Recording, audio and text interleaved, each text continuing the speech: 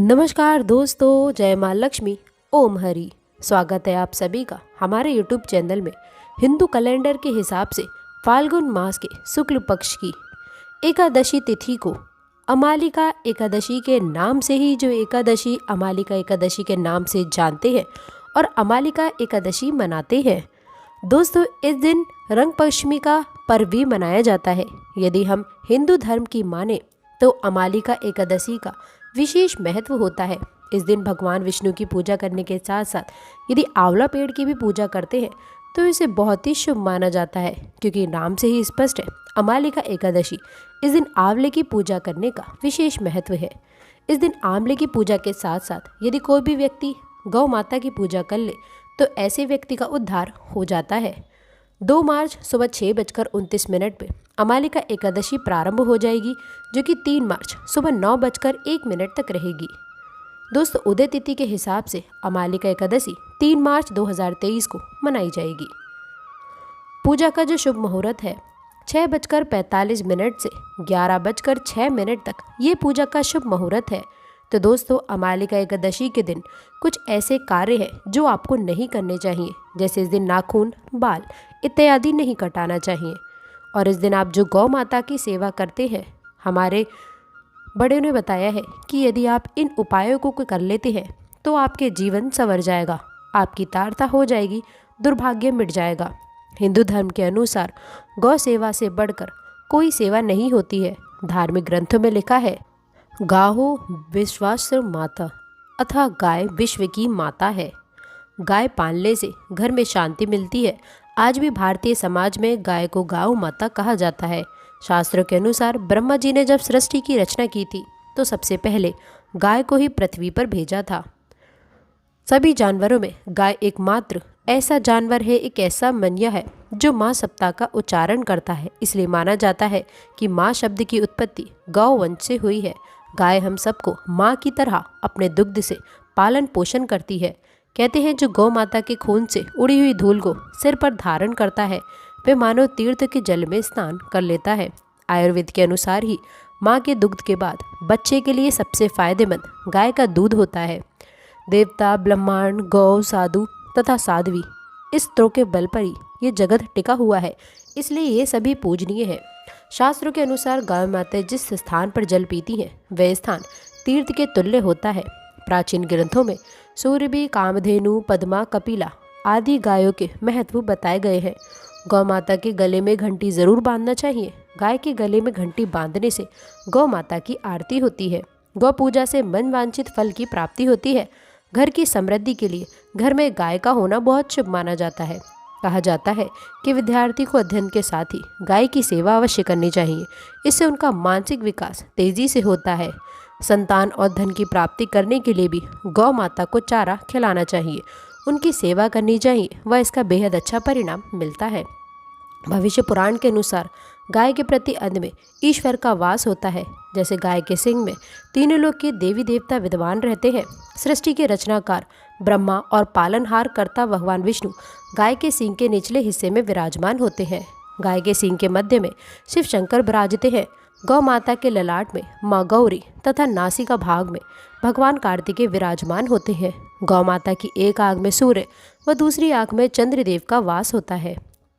गौ माता के कान में अश्विनी कुमार तथा गौ माता के दांत में समस्त ऋषिगण, जिनमें देवी माँ सरस्वती तथा वक्षस्थल में एवं पिंडलियों में सारे देवता निवास करते हैं।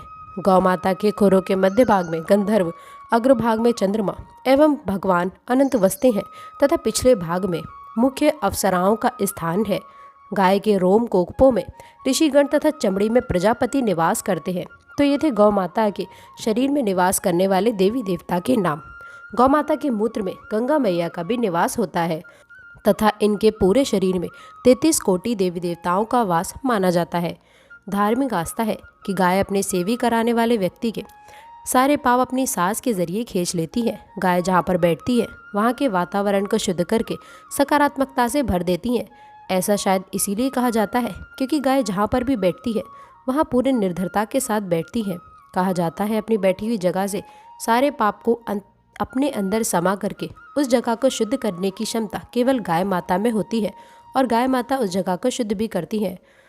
गाय का गोबर पवित्र तारिणों के साथ में घर को लीपने में प्रयोग में लाते हैं। इससे घर का शुद्धिकरण होता है। वहीं दोस्तों, गाय के गोबर से बने कंडे अर्थात गौपाल इसके हवन करने के लिए परोप किए जाते हैं। माना जाता है कि गाय के गोबर से हवन करने से वातावरण और घर के आसपास मौजूद कीड़े भाग जाते हैं, वायु शुद्ध होती है।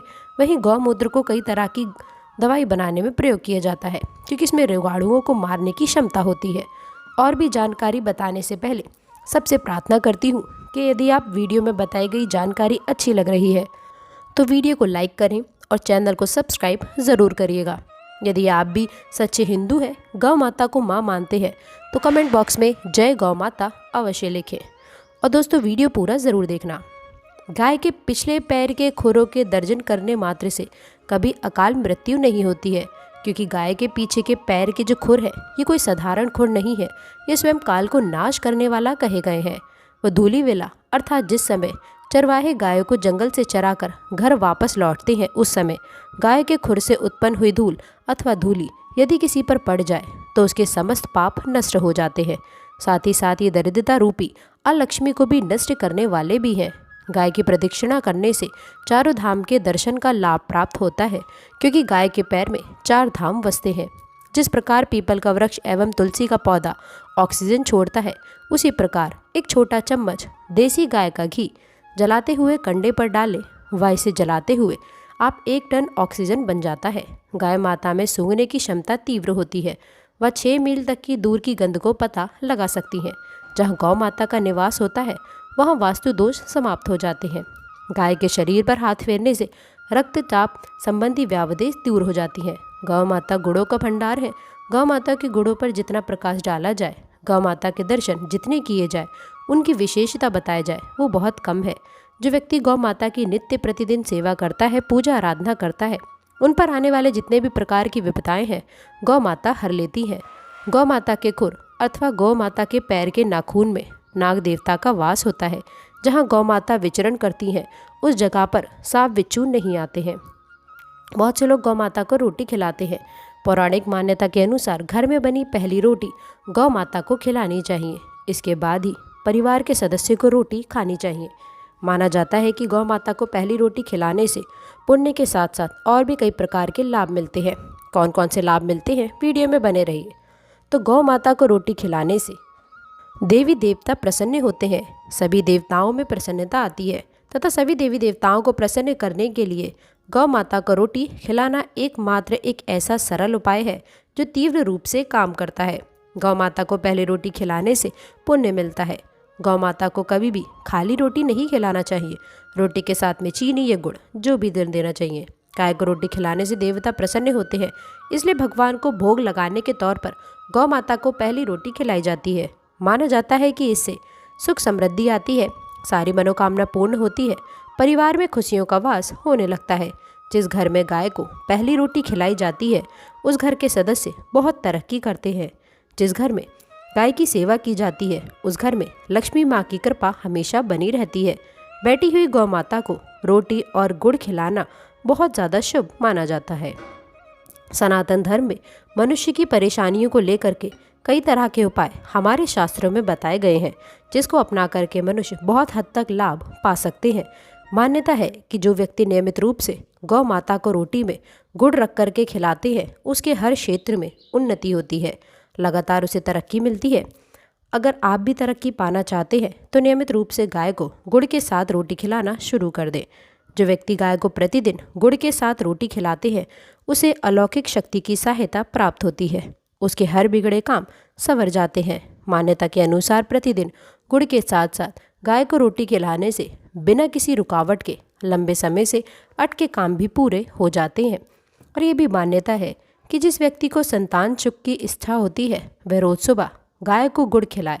ये उपाय करने से उसके घर में बुद्धिमान संतान का जन्म होता है। नियमित रूप से गाय को गुड़ और रोटी खिलाने से पुण्य की प्राप्ति होती है और ये पुण्य 4 धाम के यात्रा के बराबर होता है। गाय को नियमित रूप से गुड़ और रोटी खिलाने से मनुष्य को हर संसारिक सुख प्राप्त होता है, साथ ही इसको किसी भी तरह की बीमारी या फिर रोग नहीं होता। इसी के साथ दोस्तों हम आपको बता दें, गौ माता को रोटी खिलाने से शनि, राहु, केतु, भूत, प्रेत पिशाच जितने भी नकारात्मक शक्तियाँ कही गई हैं ये सभी भस्म हो जाती है और आपको छू भी नहीं पाती है। नित्य प्रतिदिन ये करने मात्र से सारे दोष भाग जाते हैं। तो दोस्तों, इस आंवलिक अमावस्या पर आप लोग ये कार्य अवश्य करें जिससे माता रानी का आशीर्वाद, गौ माता का आशीर्वाद इस एकादशी पर आप लोगों को प्राप्त हो सके। तो दोस्तों, आशा करते हैं कि वीडियो में दी गई महत्वपूर्ण जानकारी आपको पसंद आई होगी। वीडियो अच्छी लगी हो तो वीडियो को लाइक करिएगा, अपने दोस्तों के साथ शेयर करिएगा। अगर आपने अभी तक चैनल को सब्सक्राइब नहीं किया है तो प्लीज़ चैनल को सब्सक्राइब ज़रूर करिएगा। अंत तक जुड़े रहने के लिए आप सभी का बहुत बहुत धन्यवाद।